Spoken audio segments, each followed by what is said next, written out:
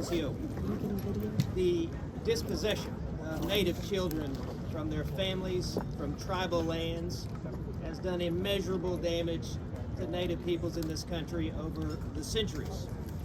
We were here today collectively as Native peoples to make our case in court that the Indian Child Welfare Act is constitutional, to send a message to this country that we will not stand for the dispossession of our children and the further erosion of our Native peoples. Before Congress passed the Indian Child Welfare Act 45 years ago, Native children were being removed from their parents, their extended families, their communities by state child welfare authorities and private adoption agencies at terribly high rates. Research has found that 25 to 35% of all Native children were removed. Of these, 85% were placed outside of their families and their communities, even when safe homes with relatives were available.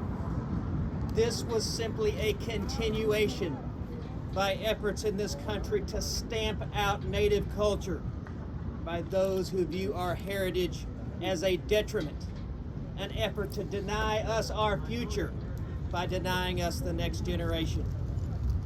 And to address these problems, the Congress passed the Indian Child Welfare Act in 1978. The Constitution allows Congress to legislate regarding tribes and the affairs of citizens of Indian nations.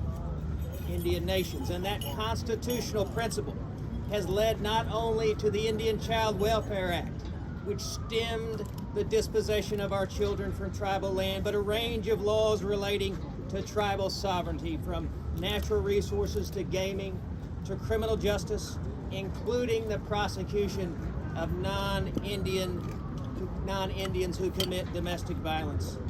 The United States Constitution also recognizes tribes as sovereign nations, and courts have repeatedly recognized that tribal citizenship is a political classification. That may be an inconvenient truth for those who want to convince the United States Supreme Court that ICWA violates the Constitution's Equal Protection Clause, but neither the facts nor the precedent are on their side.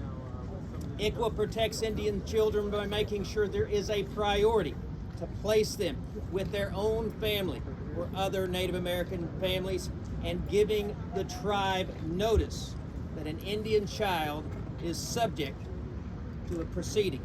ICWA does not, I repeat, it does not, notwithstanding claims to the contrary, prioritize unsafe homes over non-Native parents. That should be obvious from the briefs that were submitted from non-Native adoptive parents who filed on our side of the ICWA argument in support of the Indian Child Welfare Act. ICWA sets specific rules designed to ensure that Native children and families involved in child welfare proceedings receive culturally appropriate services and protections. ICWA has kept Indian nations whole and Indian children in tribal homes so that elders and tribal citizens can pass down their language and culture, so that these children can know who they are, where they came from. It's no secret that tribes have not always been pleased by decisions of the Supreme Court of the United States, but all of these justices have expressed their intentions to follow the Constitution and to rule based on the principles that date back to this country's founding.